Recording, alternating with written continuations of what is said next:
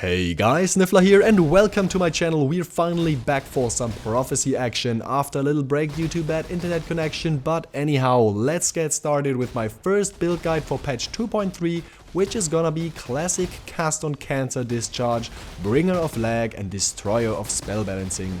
If you're now wondering why you should follow yet another glorious Fakenir guide, well, this time around we are 4 days into the new leagues. That means 90% of the raid class population is poor as fuck, and therefore we are on a tight budget, my friends. But Niffler, isn't going CI always a lot more expensive than live based? And how am I supposed to get 3 off colors on my Voll's Protector? Fear not, my fellow exiles, I got you covered with this poorman's guide to Cyclone CoC Prophecy Edition. The first step in order to make a low budget Fakenir work is getting rid of its core unique item. Yes, that's right, no more Voll's Protector required for generating power charges.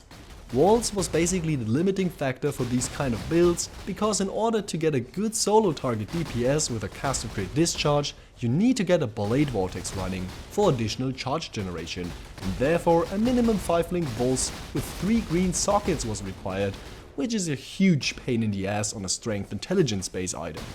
Of course, one could always self-cast Blade Vortex with Spell Echo, but with the low increased skill effect duration, this was more than annoying, and also preventing you from reserving all your mana, which was the whole point of running this build as Trickster CI in the first place.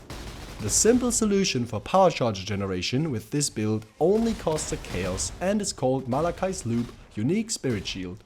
We got some decent DS levels, plus 2 additional power charges, then the 20% chance to gain power charges on hit, some spell damage per power charge, and of course the downside of losing all power charges when reaching the maximum amount, plus applying shock to yourself, which is the one reason no classic crit build was exploiting this powerful unique.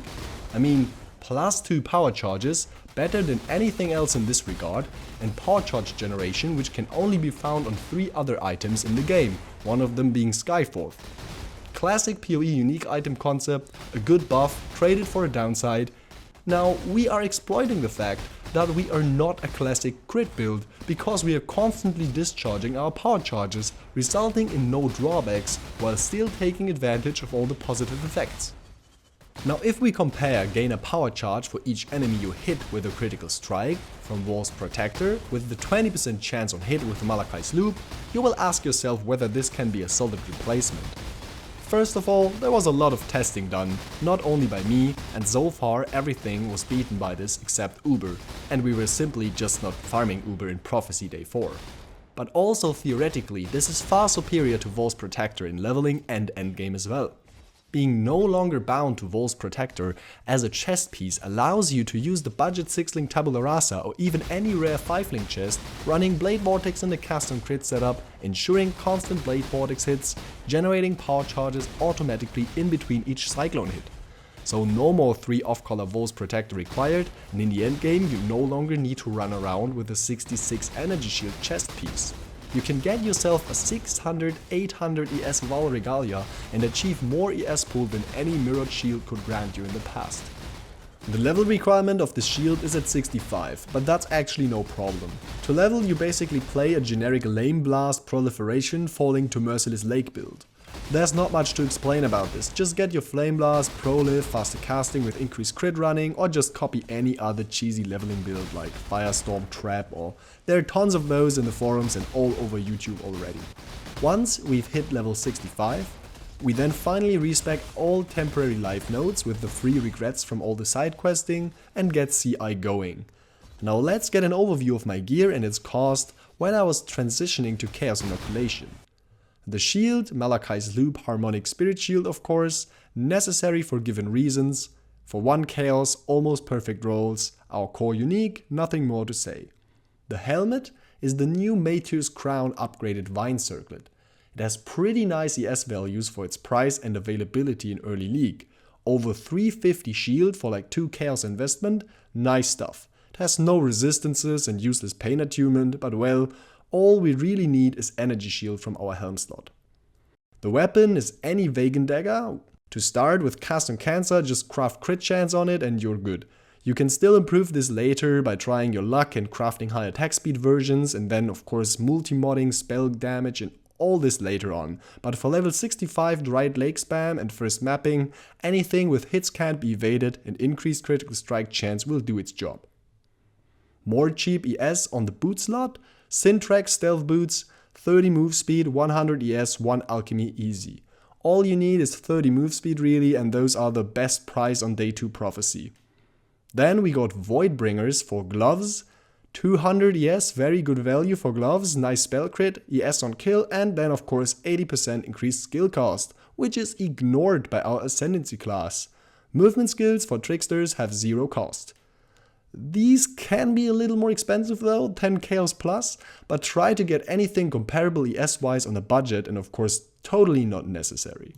For jewelry, just focus on resistances, as we're wearing all the uniques with 0 res, cap out the resists with your rings, belt and amulet. Getting diamonds for crit and maybe some ES on the neck is nice to have, but again, budget wise not necessary at all. Finally, for the chest piece, classic tabula rasa leveling. The most expensive slot in this whole gear, providing a plain 6 link, as we no longer need Voll's Protector for our power charges. But you can also start leveling with any 5-link body armor, preferable energy shield evasion base, to get your 3 green 2 blue sockets without having to take chromatic loans of all your guildmates. The core links in order of importance are Cyclone, Cast on Crit, Discharge, Blade Vortex, Increase critical strikes, and finally Life Leech. Pre-Tabula, you will simply replace the missing Life Leech by running a Blasphemy Warlord's Mark, and the rest of your mana will be reserved with Discipline for more ES, and then I chose Purity of Elements for leveling, making it easier to cap out resistances, which will get replaced by a second curse in the higher levels. For movement we run Whirling Blades, faster attacks Fortify, and Flame Dash, faster casting, but you can also use Shield Charge and Lightning Warp of course. That's up to your personal preference. The rest of your sockets can be used for your Ice Golem and cast on damage taken setups.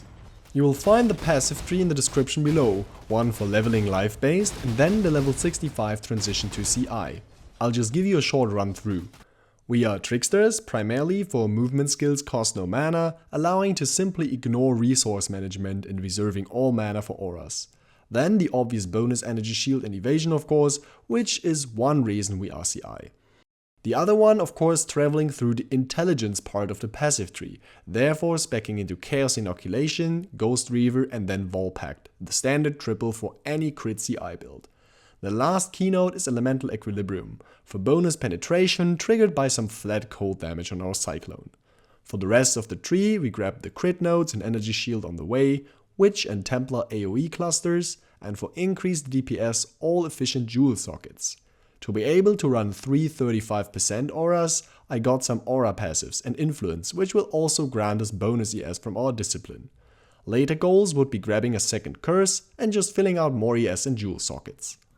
For bandits I killed all on normal and cruel, and in merciless I took Alira's power charge. To come to a conclusion, Havok was right, this is one of the old meta builds still running unchanged, and with my low budget approach, this should be very viable for anyone willing to give CoC a try this league. Also very refreshing for me running a CI character again, long time no play.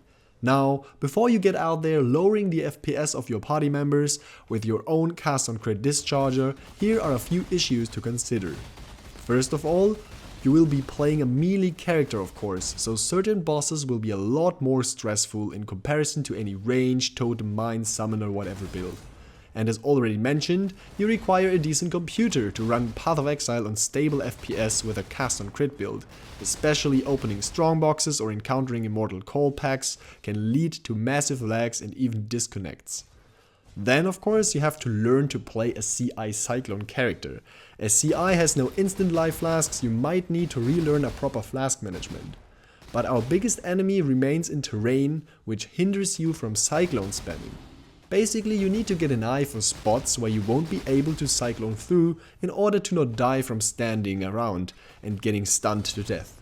Because you will be immune to stun while cycloning around, but as soon as you get stuck somewhere you might get stunned in between 2 cyclone casts. After all, these issues can be tackled by practice and getting a feeling for the character. Just a warning for the hardcore fans out there, watch out for this cause of death. On the plus side we got a low budget as seen in this video, high energy shield values, being mana independent, so you don't give a fuck about region mods on maps, dealing damage while moving and therefore dodging most attacks, plus achieving good clear speed, and especially a high potential. That means you can still invest more and more into this build, increasing the ES pool and DPS immensely. So good scaling for anyone who will get bored from having a finished character soon and is in need of farming goals.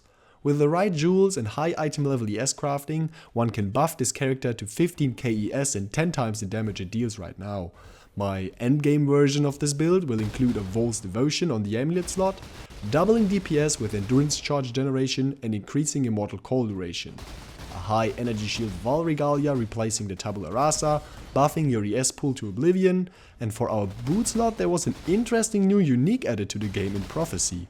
The Death's Door Crusader boots, granting an additional endurance charge for the Voll's Devotion and providing bleed immunity. Finally introduced on a unique pair of boots. That's actually one of my favorite additions, being able to get bleed immunity, especially for a build evolving around movement skills. So there's definitely going to be a showcase video once the endgame setup is achieved. That's it so far for the poormans version. If you have any questions, please ask them in the comment section below, and also check out the forum thread for the Q&A and links to my gear and passive tree. For more Path of Exile build guides, feel free to subscribe to my channel or simply give me a thumbs up. Thanks for watching, I hope you guys enjoyed and hope to see you next time.